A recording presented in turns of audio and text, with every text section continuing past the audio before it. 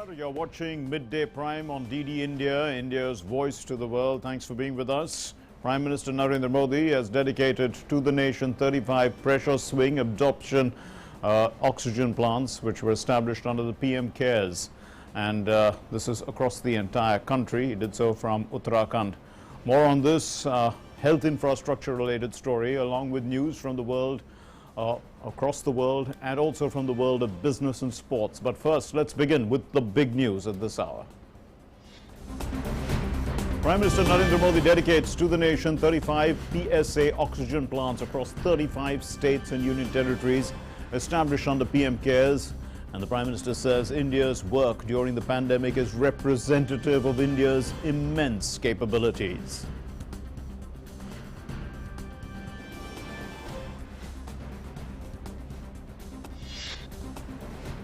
Prime Minister Narendra Modi completes 20 years as the head of an elected government. PM Modi was sworn in as Gujarat Chief Minister on October 7, 2001, and leaders laud the efficient, effective and reformist governance of the Prime Minister.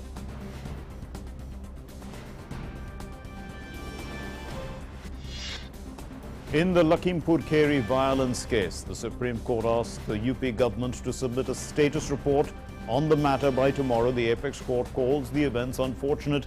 The UP government also sets up an inquiry committee under a retired High Court judge.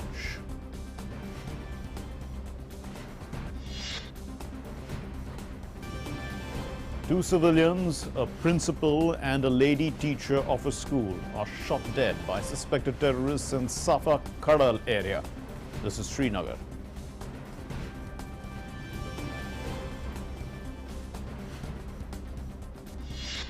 France to send the ambassador back to Canberra. This is following the row on submarines.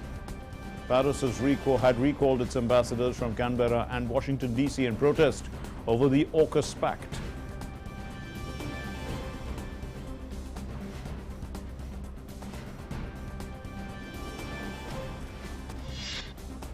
Navratri festival is being celebrated amidst COVID-19 pandemic across the country. The PM extends greetings on the occasion.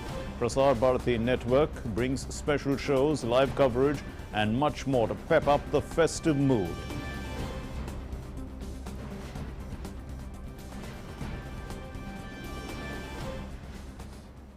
So right at the top, let's begin with the big story.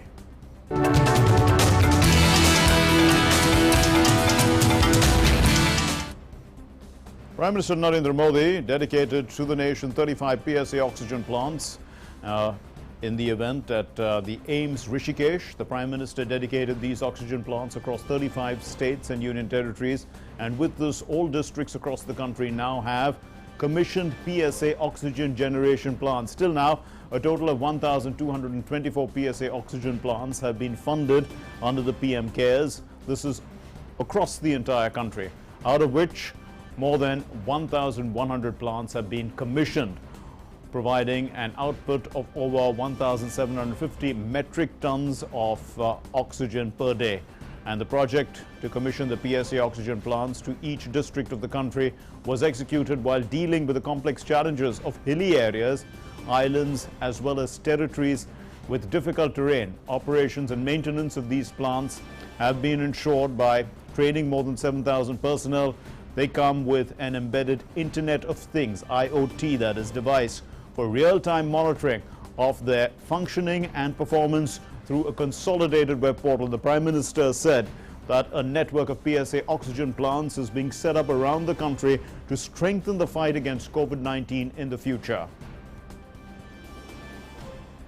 PM care से देश में PSA oxygen plant लगाने पर काम तो तेज हुआ ही, 1 लाख से अधिक ऑक्सीजन कंसंट्रेटर के लिए पैसा भी दिया गया। साथियों, भविष्य में कोरोना से लड़ाई के लिए हमारी तैयारी और पुख्ता हो, इसके लिए देश भर में पीएसए ऑक्सीजन प्लांट का नेटवर्क तैयार हो रहा है। बीते कुछ महीनों में पीएम केयर द्वारा स्वीकृत 1150 से अधिक ऑक्सीजन प्लांट्स काम करना शुरू कर चुके हैं। अब देश का हर जिला पीएम केयर्स के तहत बने हुए ऑक्सीजन प्लांट से कवर हो गया है। पीएम केयर्स के सहयोग से बने इन ऑक्सीजन प्लांट्स को जोड़ लें तो केंद्र सरकार, राज्य सरकार, इन सभी के प्रयासों से देश को करीब 4000 नए ऑक्सीजन प्लांट्स मिलने जा रहे हैं। And Prime Minister said that efforts are being made to ensure last mile delivery of healthcare to citizens in every state of the country. The Prime Minister said that from 6 aims now, the country has 22 aims in different phases of development in the country. Let's listen. स्वास्थ्य सुविधाएं सभी तक पहुंचाने के लिए last mile delivery से जुड़ा एक सशक्त हेल्थ इंफ्रास्ट्रक्चर भी बहुत जरूरी होता है। 6-7 पहले तक सिर्फ कुछ राज्यों तक ही एम्स की सुविधा थी। आज हर राज्य तक एम्स पहुंचाने के लिए काम हो रहा है। 6 एम्स से आगे बढ़कर 22 एम्स का सशक्त नेटवर्क बनाने की तरफ हम तेजी से आगे बढ़ रहे हैं। And Prime Minister further said that one medical college will be set up in each district of the country. सरकार का ये भी लक्ष्य है कि देश के हर जिले में कम से कम एक मेडिकल कॉलेज जरूर हो। इसके लिए बीते 7 वर्षों में देश में 170 नए मेडिकल कॉलेज शुरू किए गए हैं। दर्जनों नए मेडिकल कॉलेज का काम जारी है। यहां मेरे उत्तराखंड में भी रुद्रपुर, हरिद्वार और पिथौरागढ़ में नए मेडिकल कॉलेजों की मंजूरी दी गई है। And Prime Minister said that it is a matter of pride for every Indian that 93 crore COVID vaccine doses have been administered so far in the country, and that the country will soon achieve the landmark of 100 crore vaccinations. ये हर भारतवासी के लिए गर्व की बात है कि corona vaccine की 93 करोड़ डोज लगाई जा चुकी है। बहुत जल्द हम 100 करोड़ के आंकड़े को पार कर पाएंगे और पार कर जाएंगे। भारत ने कोविन प्लेटफॉर्म का निर्माण करके पूरी दुनिया को राह दिखाई है कि इतने बड़े पैमाने पर वैक्सीनेशन किया कैसे जाता है। पहाड़ हो या रेगिस्तान, जंगल हो या समंदर, 10 लोग हो या 10 लाख, हर क्षेत्र तक आज हम पूरी सुरक्षा के साथ वैक्सीन पहुंचा रहे हैं। इसके लिए देश भर में 1,30,000 से ज्यादा टीकाकरण केंद्र स्थापित किए गए हैं।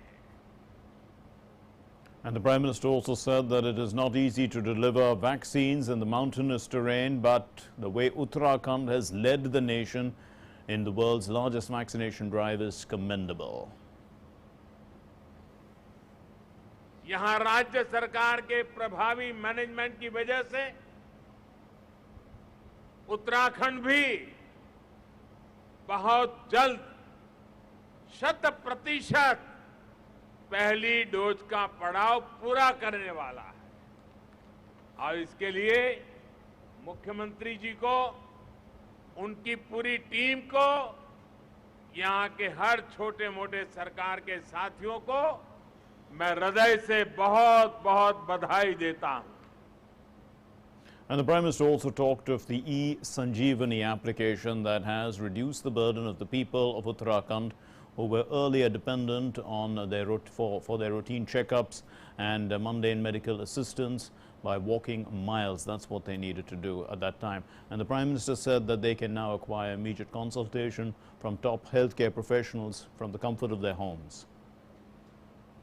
छोटे छोटे उपचार के लिए, बीमारी के दौरान रूटीन चेकअप के लिए बार बार आना जाना कितना मुश्किल होता है, ये उत्तराखंड के लोगों से बेहतर कौन समझ सकता है। लोगों की इस मुश्किल को दूर करने के लिए अब ई संजीवनी ऐप की सुविधा दी गई है। इससे गांव में अपने घर पर बैठे बैठे मरीज शहरों के अस्पतालों में डॉक्टर से कंसल्टेशन ले रहे हैं। इसका लाभ अब उत्तराखंड के लोगों ने भी उठाना शुरू किया है। And the Prime Minister said that the government is working towards offering new facilities for pilgrims taking Kedarnath Yatra and largely connecting the Char Dham with improved air and all-weather roads. बाबा केदार के आशीर्वाद से केदार धाम की भव्यता को और बढ़ाया जा रहा है। वहां श्रद्धालुओं के लिए नई सुविधाएं विकसित की जा रही है। मैं भी कई बार ड्रोन कैमरा के माध्यम से इन कार्यों की प्रगति की समीक्षा करता रहता हूं। चार धाम को जोड़ने वाली ऑल वेदर रोड पर काम तेजी से चल रहा है। चार धाम परियोजना देश और दुनिया से आने वाले श्रद्धालुओं के लिए बहुत बड़ी सुविधा तो बना रही है, गढ़वाल और कुमाऊं के चुनौतीपूर्ण क्षेत्रों को भी आपस में जोड़ रही है। कुमाऊं में चार धाम रोड के लगभग 150 किलोमीटर हिस्से से इस क्षेत्र के विकास को नया आयाम मिलने वाला है। Our correspondent Ramesh Chandran is now joining us from Leh. Ramesh, good to have you with us. So tell us now, and the Prime Minister actually, when he started speaking, he spoke on a range of issues that covered the entire aspect of healthcare infrastructure, but significantly, about the oxygen needs in Leh, about the plant that has been dedicated to the nation today. Tell us a little bit more about that.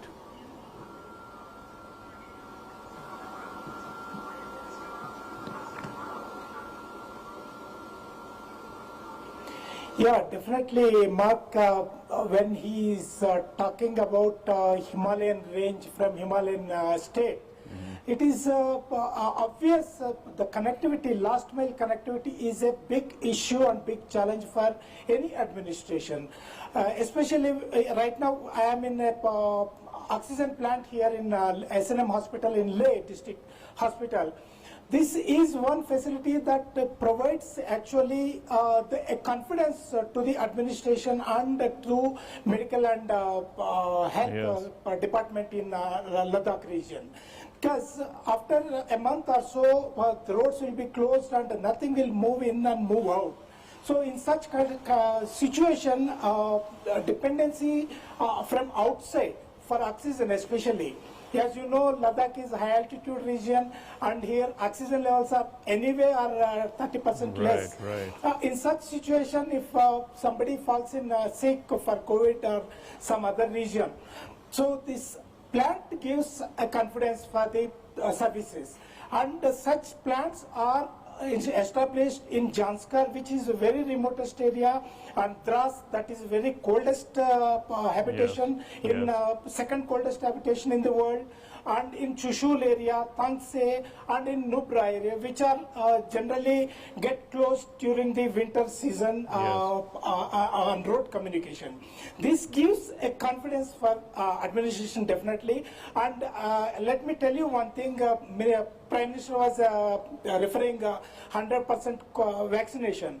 Ladakh is definitely leading the country in vaccination program. 100% is completed in first dose, and second dose from 18 to 59 age group is about 75% on average if you look at. So definitely Ladakh is leading as an example for the country in vaccination and in providing infrastructure facilities in COVID management. Indeed. So you now talked a little bit about the PSA oxygen plants, which are crucial, especially now coming that the winter months are coming there. And already you did mention about how Leh has, or the entire part of Ladakh, in fact, has less oxygen because of its height. But the point is that these plants function by taking in air from nitrogen from the air and then converting it. Does it have any problems with its functioning? I mean, how have the people been trained? Several people have been trained to maintain this this infrastructure, which, I mean, if you did mention how the difficulties of the mountainous terrain, what happens in case, you know, something happens to the infrastructure? Will there be people who will be on hand to try and improve it, to get it back running if something's wrong?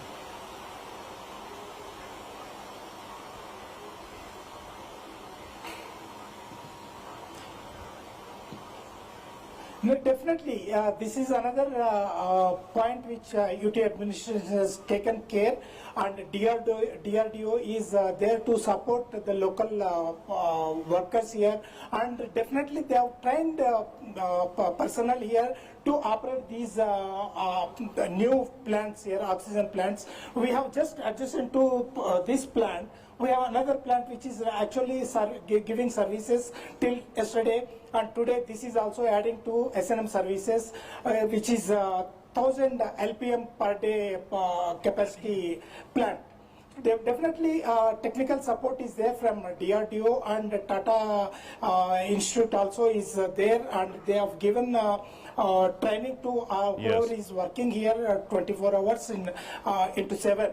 So there won't be any problem in especially operating these concentrators and compressors. Absolutely. Thank you very much, Ramesh. So these are foolproof in that sense, because at the end of the day, there's a maintenance plan also in place. And the Prime Minister has dedicated, as we said, the PSA oxygen plants also from AIMS Rishikesh, and our correspondent Meghna spoke to the faculty and the students to know how important this plant is for uninterrupted supply of oxygen there.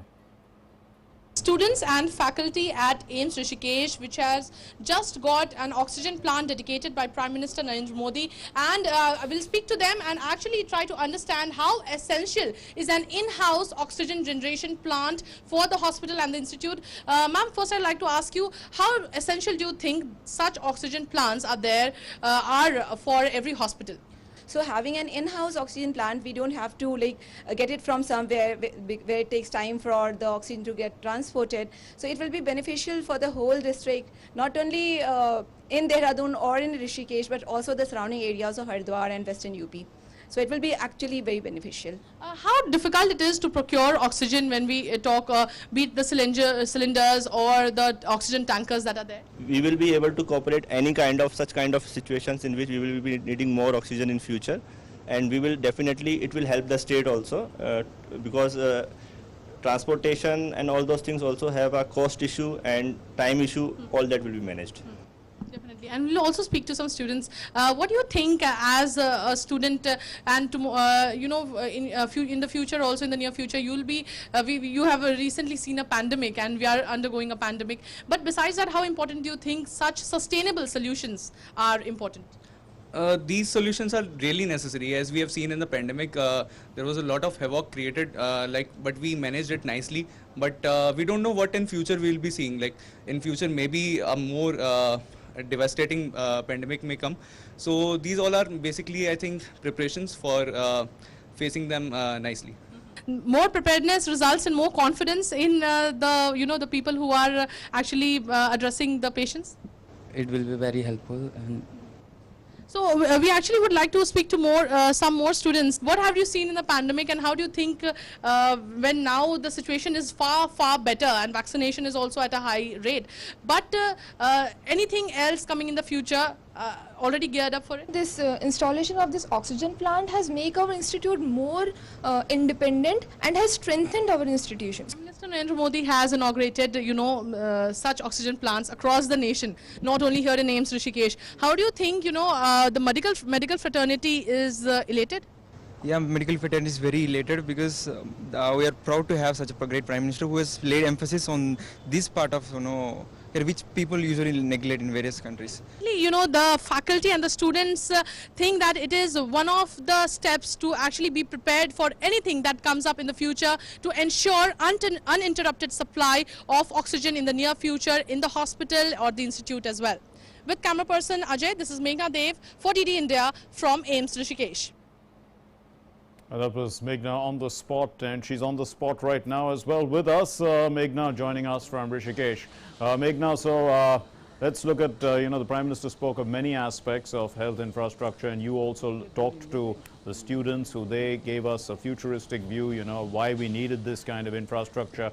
But if we look at this particular oxygen plant, and how it's functioning in the hilly areas, there were some difficulties, in trying to put up a plant like this, but how were they overcome? Very importantly, the Prime Minister has, Mark, talked about the kind of geological difficulties, the difficult terrains where it is very difficult to transport oxygen in those tankers or the transportation of cylinders. And many a times we have also heard about hospital fires which also happen because oxygen is flammable. Now, besides that, very importantly, this kind, PSA, which is a kind of a technology which is very sustainable in a sense, because it uses air as a raw material, and it has molecular sieves in it which has zeolites which actually absorb the oxygen from the air, actually filter out the nitrogen. The nitrogen is absorbed by the sieves and the oxygen is sucked in high pressure. Now this is very sustainable and also reduces the dependency of hospitals on oxygen cylinders or outside sources of oxygen, the transportation and all, which takes sometimes a lot of times, and it's very difficult to bring them in difficult terrains as well. So definitely a very important sustainable solution. Besides that, very importantly, not only the oxygen plant, but there is also an IoT embedded device that is there in the oxygen plant, which will ensure the smooth functioning and the performance that can be monitored by the operators, by the state and the center as well. So this is kind of a consolidated web portal in which this IoT this IoT embedded device is actually there. So definitely this will also help to maintain the supply and demand chain which is there. And here at AIIMS Rishikesh, as I'm here at this place, this oxygen plant is a 1,000 litre per minute oxygen plant, and DRDO has been assisting in the setting up of oxygen plants ranging from 250 litres per minute to 1,000 litres per minute. So definitely, at several places when we see such PSA oxygen plants being set up, it is going to enhance the oxygen capacity and also will help the uninterrupted supply of oxygen whenever the demand rises of high flow oxygen as well. Thanks very much, Meghna, for those inputs, and also telling us clearly that these machines operate also on the internet, with the Internet of Things, and so they are basically futuristic in that context and give you a proper understanding, maintaining of the levels of oxygen that are required, which can be monitored from a distance. Now let's move on to our developing story.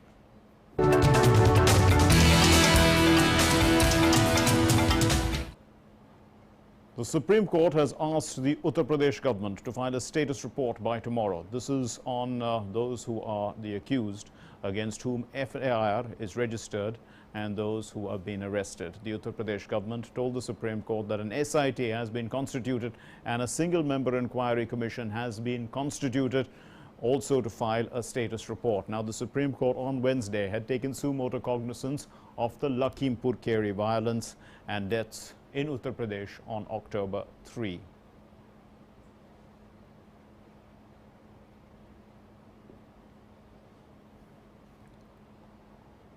Vikas Sarthi is joining us, and Vikas, so tell us, briefly, what has the Supreme Court actually said? Well, Mark, today's Supreme Court didn't go into much detail hearing in this issue, but court termed it an unfortunate incident, and CGI has sought a report from the state of Uttar Pradesh that what has happened and what action it has taken so far. So the court has sought the details of the FIR, who were the people against whom this FIR has been registered, and out of those persons, how many have been arrested by so far. So these details have to be provided by UP government by tomorrow. And apart from it, court also asked the Council of Uttar Pradesh that to give a detail of the petitions already pending before the Allahabad High Court, because some of the people had already approached the Allahabad High Court, and there are some PILs pending before High Court as well. So court has also sought details from the status of the hearing on those PILs. Today, court didn't express much on the whole incident, but yes, court said it was an unfortunate incident, and state must tell the court that what action has been taken so far. Apart from it, the court was also informed that the mother of one of the victims is seriously ill and she needs immediate medical attention. Court has also directed the state of Uttar Pradesh to provide whatever medical assistance the mother of victim needs, and also give a detail about what action has been taken on that issue as well. So all these things will be informed to the Supreme Court tomorrow, and then we expect a detailed hearing on the various aspects which have been raised in the two letters. In fact, court has also made it clear that it is not hearing the case on suo motu basis. In fact, the CGI made it clear that the Supreme Court registry was instructed to convert those two letters into PIL, but because of some technical glitch, the cause list showed it as a suo motu case. The court has also made it clear that it will hear those petitions which were filed by two advocates, and then we expect a detailed hearing tomorrow, Mark. Thanks very much, Vikas Sarthi, for those inputs. Moving on then to our National Prime segment.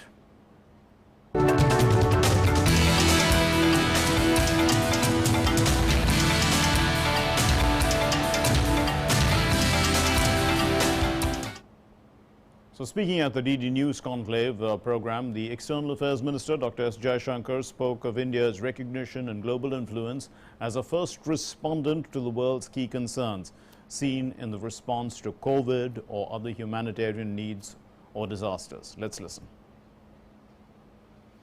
One, I think we all need to appreciate how much our capabilities have changed in these 75 years. That today we are, in nominal terms, the fifth or sixth largest economy, in PPP terms, the third.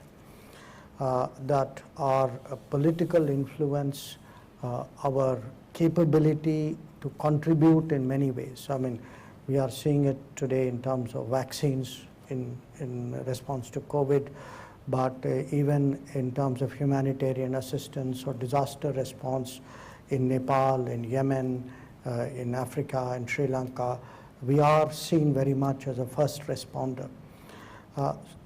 In terms of connectivity, in terms of projects outside, in terms of the influence which we bring to bear on global debate. So I would say the one big change which I've seen, I mean, I've seen it in the course of my career, which is a little more than half of those 75 years. Well, with regard to India's bilateral relations with Pakistan, the EAM made it clear that the onus is on Pakistan whether it wants to be a normal neighbor with India. In terms of where our relationship with Pakistan goes, everybody wants to be friends with their neighbors, but you want to be friends on terms which a civilized world will accept. Terrorism is not one of those terms. Okay, so neighbors, neighbors are supposed to trade with you. Neighbors are supposed to give you connectivity. Neighbors are supposed to promote contacts, to increased travel. Now all of that hasn't happened with this neighbor. So I think they have an important choice whether to be a normal neighbor to us. A lot of it, the next 75 years, would depend on the choice that they make. Well, you can watch the special program DD News Conclave tonight at 9 p.m. only on DD News. And today's subject is Vishwa Guru Bharat. And moving on then to our next story. Prime Minister Narendra Modi completed 20 years as the head of an elected government. And he has been the country's head, the Prime Minister in fact, since May of 2014. And before becoming the Prime Minister was the Chief Minister of Gujarat, the longest serving Chief Minister in fact of Gujarat from October 7, 2001 till he took oath as the Prime Minister of the country. And during this 20 years of Seva Samarpan, the Prime Minister's mantra of Nation First gave a boost to development. As the Chief Minister of Gujarat, he sculpted the Gujarat model. He led the state from devastation by a massive earthquake in 2001 to become a national growth engine, and the state registered a decade-long double-digit annual growth rate in the economy and agriculture. The process derived reforms. These made Gujarat a global investment hotspot. Gujarat, which was primarily a trading state, had become an agriculture and manufacturing miracle. Also, the national model for women's empowerment, tribal welfare and grassroots democracy, they are some of the key areas where the then Chief Minister focused on. Besides, power reforms enabled 24/7 electricity to all households and farmers. The Narmada water reached fields of farmers, even in arid areas like the Kutch region. And cities of Gujarat became a national benchmark for ease of living. And when Narendra Modi became the Prime Minister in 2014, a new era of development started in the country, and some of the initiatives included bank accounts, life and health insurance, and collateral-free loans for the poor. Every village and every household connected by electricity and roads, from toilets to LPG connections to tap water in every home. Other initiatives include affordable medicines, DBT, and homes for all. India now is the world's top digital payments ecosystem. Tech platforms such as Jandan, Jam Trinity, that is also there, and UPI and CoWIN. These are also some of the things that are globally acclaimed. Broadband connectivity reaching all villages, PLI schemes making India a manufacturing powerhouse, and apart from that, the fastest growing startup ecosystem in the world.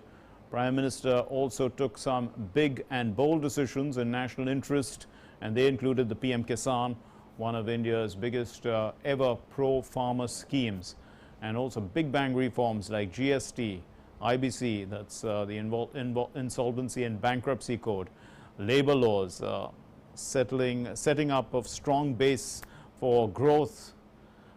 He took steps against terrorism and expansionism, and gave befitting answers to those who tried to do those things. The true integration of Jammu and Kashmir was also done. Apart from that, what else?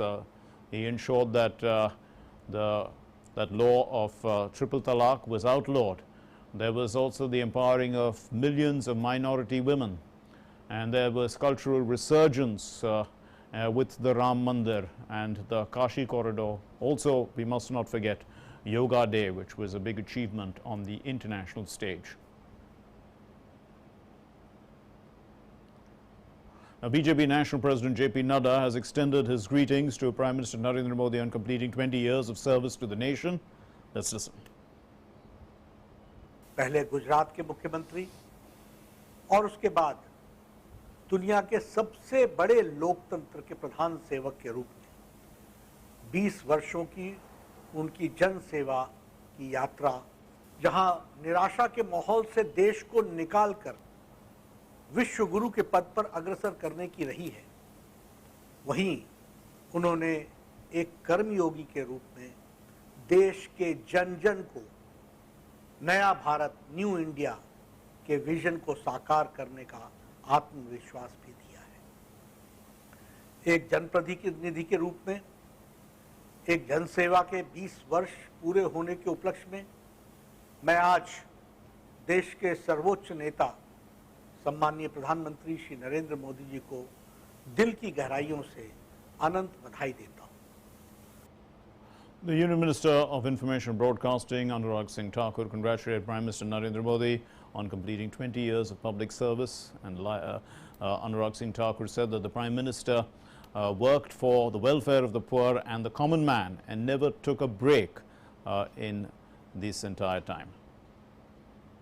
राजनीतिक जीवन में मुख्यमंत्री और प्रधानमंत्री रहते हुए 20 वर्ष का कालखंड पूरा करने के लिए बहुत बहुत बधाई और शुभकामनाएं देता हूं। और इनके इस कार्यकाल में मुख्यमंत्री और प्रधानमंत्री के रहते हुए भी उन्होंने एक मुख्य सेवक और प्रधान सेवक के रूप में काम किया है। वो मजबूत भी है, संवेदनशील भी है, प्रतिबद्ध भी हैं, परिश्रमी भी हैं, दूरदर्शी भी है और गतिशील भी हैं। और इसी रूप में उन्होंने गरीबों के उत्थान के लिए काम किया, जनता के हित में काम किया।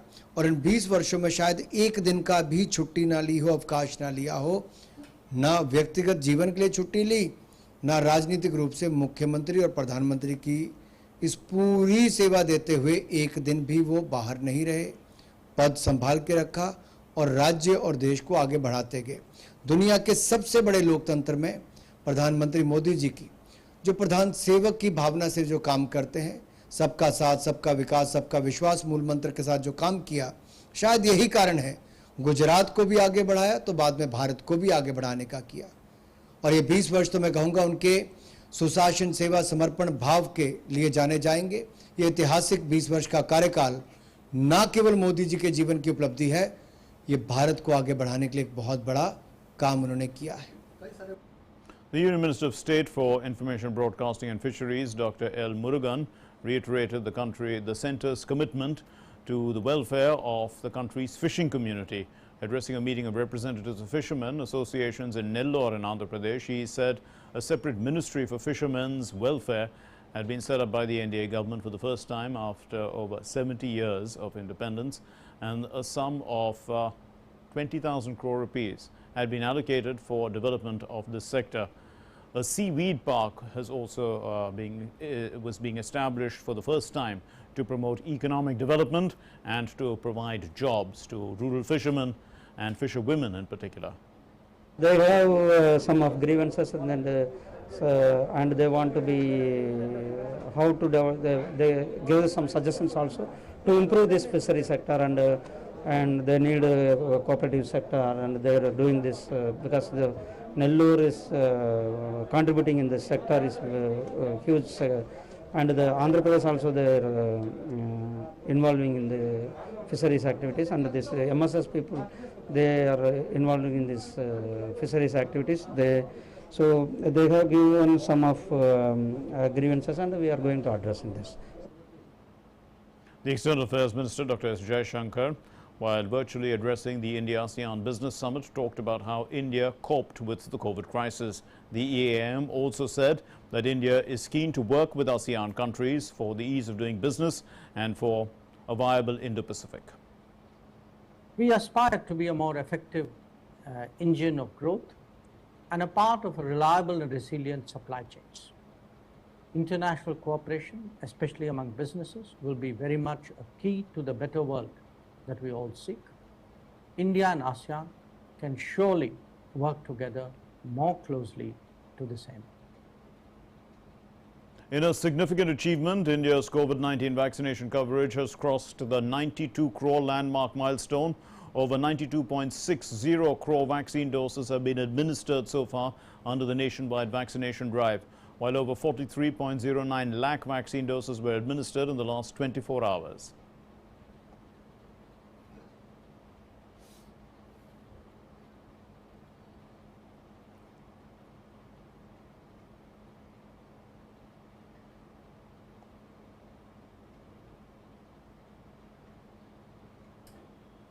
And time now for us to put into context some of this massive fight India has been battling COVID, as we said, the COVID-19 pandemic. And by timely tracing, tracking and treating, the country has been successful in containing the spread of the virus. So 22,431 new cases were reported in the last 24 hours. The active cases account for less than 1% of the total cases, and it remains the lowest since March of 2020 and is currently at 0.72%.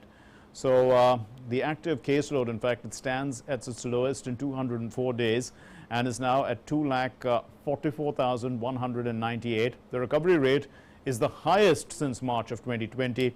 It's currently at 97.95%, and 24,602 patients recovered in the last 24 hours, and that has increased the total recoveries to 3,32,258, and the weekly positivity rate is below 3% for the last 104 days.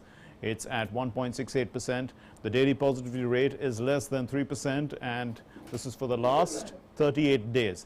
It's at 1.57%. Testing capacity in the country is strong, as we know, and total of 57.86 crore samples have been tested so far across the country.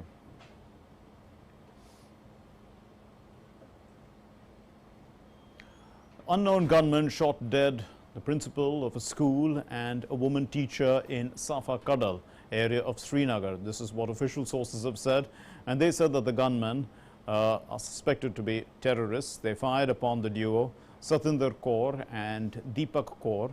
This is both of them, in fact, are residents of Alochi Bagh at Safa Kadal, leaving them critically injured.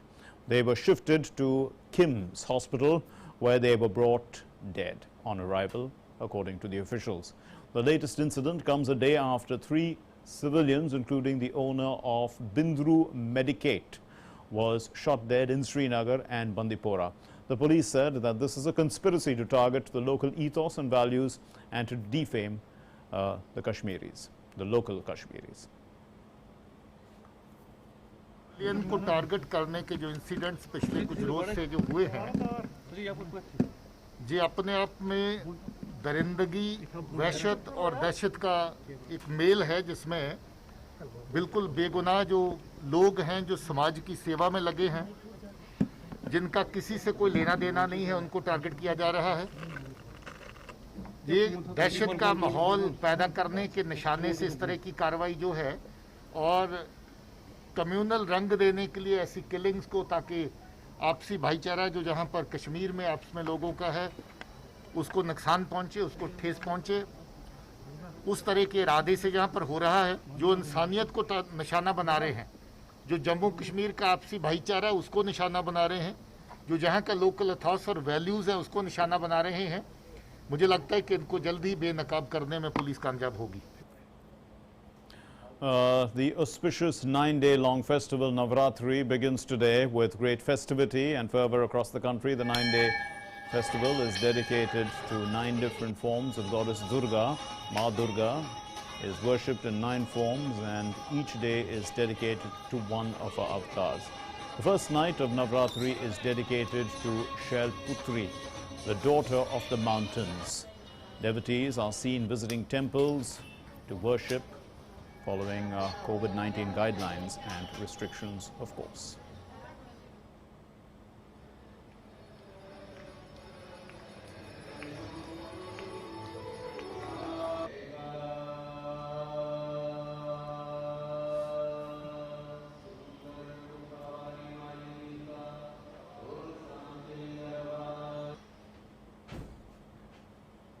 You're watching Midday Prime, and it's time now for news and updates from the world of business.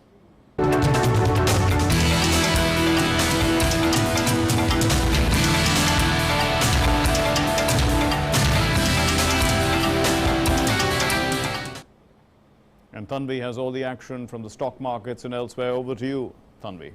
Thank you, Mark. Well, the domestic stock markets have posted solid, broad-based gains so far on Thursday. So the Sensex at the BSE had surged 645 points, so 1.1% to 59,834 a short while ago. The Nifty at the National Stock Exchange had spurted 194 points, or 1.1% to 17,840. The broader market has also made solid gains today, with the BSE Mid-Cap Index surging 1.8% and the Small Cap Index jumping 1.6%.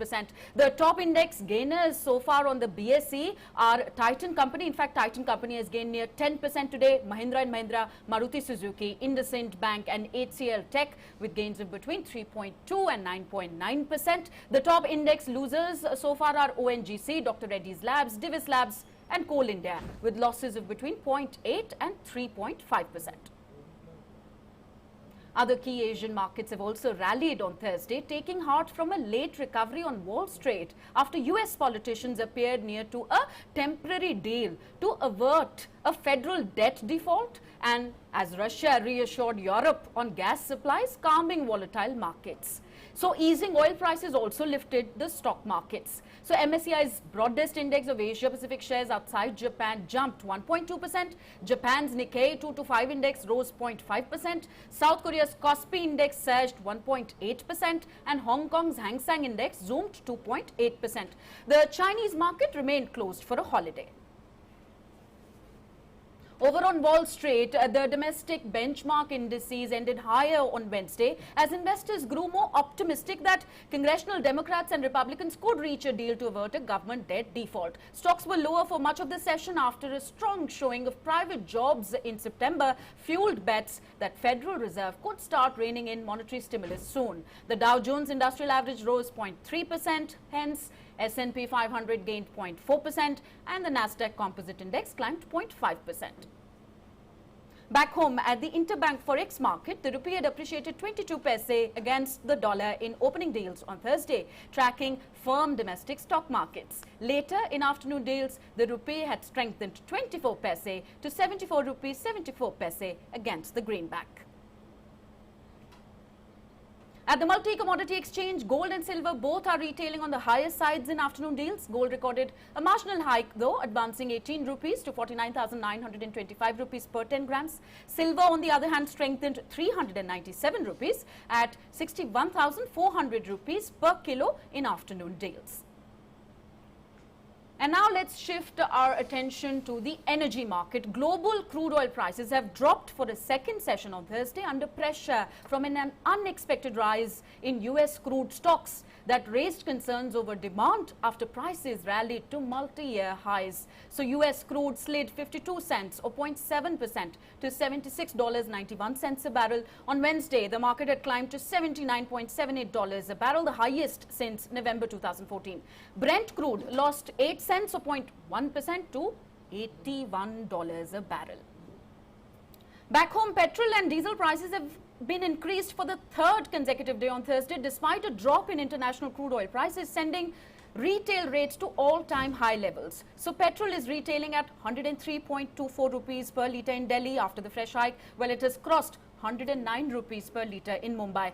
It costs 103.94 rupees in Kolkata and 100.75 rupees per litre in Chennai. Talking about diesel prices, they've also been rising sharply over the past few weeks, and rates in major cities are now inching closer to 100 rupees per litre. So a litre of diesel will cost you 99 rupees 55 paise in Mumbai, 91.77 rupees in Delhi. The price of diesel in Kolkata is nearing 95 rupees per litre, and diesel will cost you 96.26 rupees per litre in Chennai. So that's it from the world of business for the moment. For other news and updates coming in, let's head back to Mark. Mark, over to you. Thanks very much, Tanvi, for those important business-related updates. Let's move on then to our next segment, which is news from across the globe.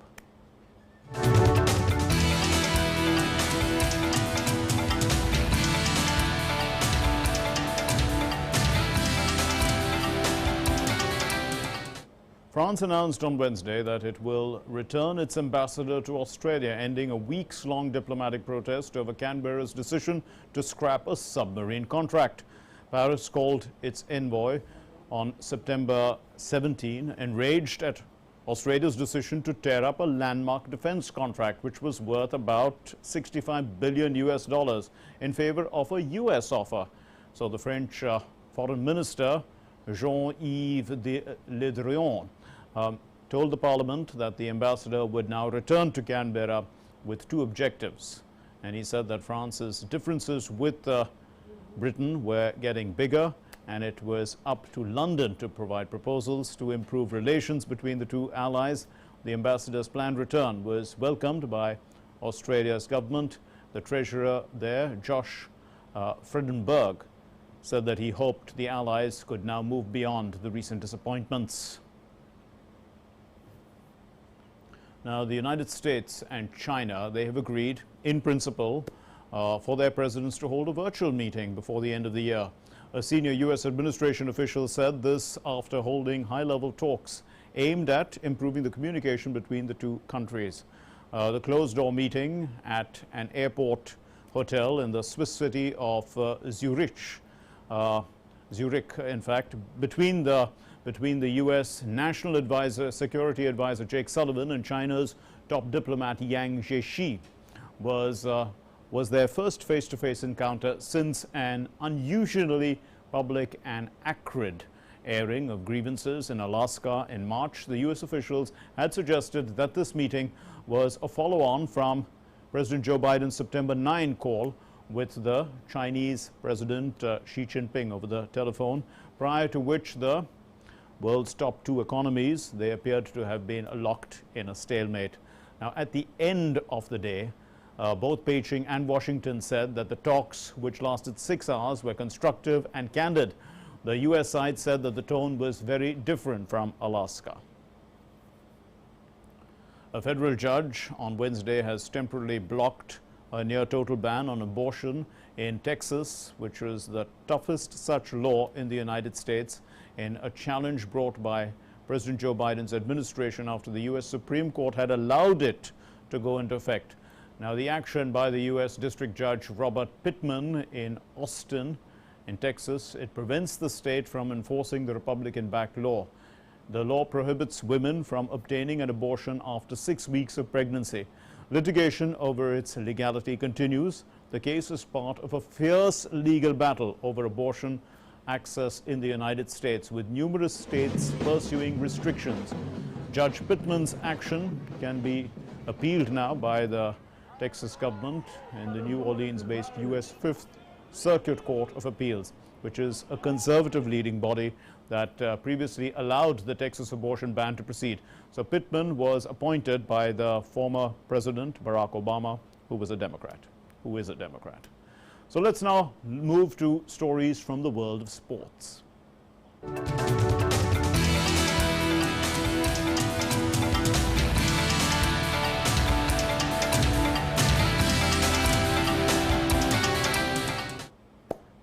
And Samriddhi has been tracking all the action from the world of sports. Over to you, Samriddhi.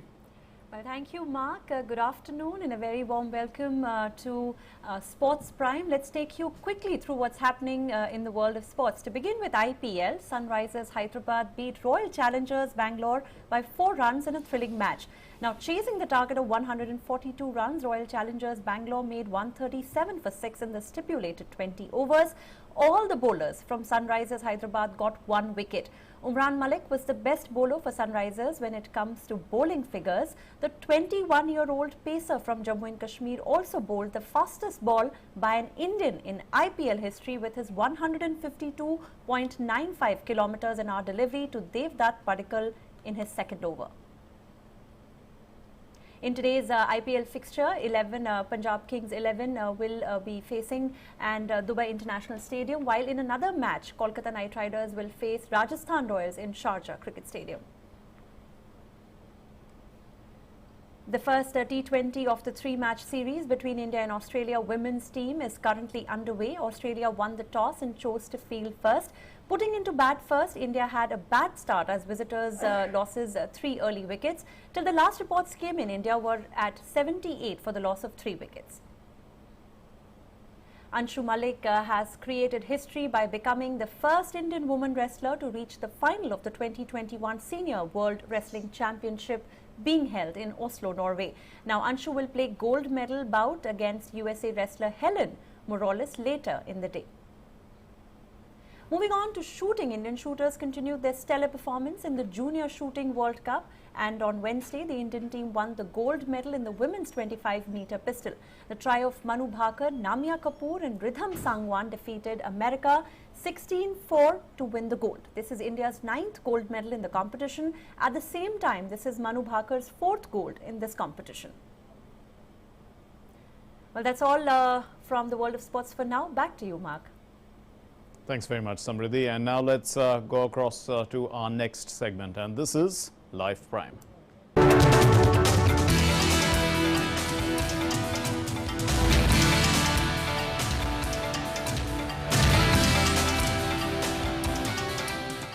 Well, Daniel Craig has finally got a star on Hollywood's Walk of Fame. This happened on Wednesday, days before his last movie as James Bond opens in the United States.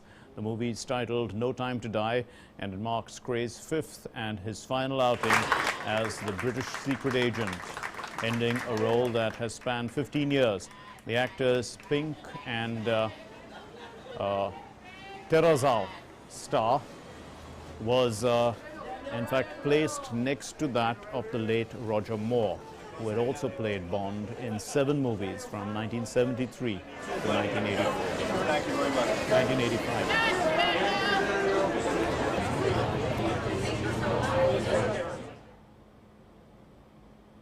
Mexico has a new home for some of the world's rarest flora and fauna, with the country's premier university, UNAM, that's the National Autonomous University of Mexico, inaugurating a biodiversity pavilion on Tuesday. The pavilion is backed by the Mexican tycoon Carlos Slim's foundation, and it houses some 130,000 plant and animal species. These range from butterflies to whales. The pavilion will also aid research into plant and animal life with conservation and climate change themes that are central to the organization's work.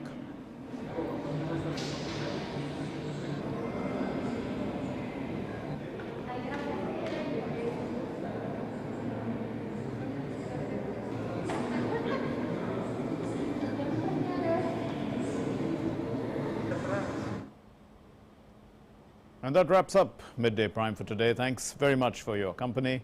Namaskar.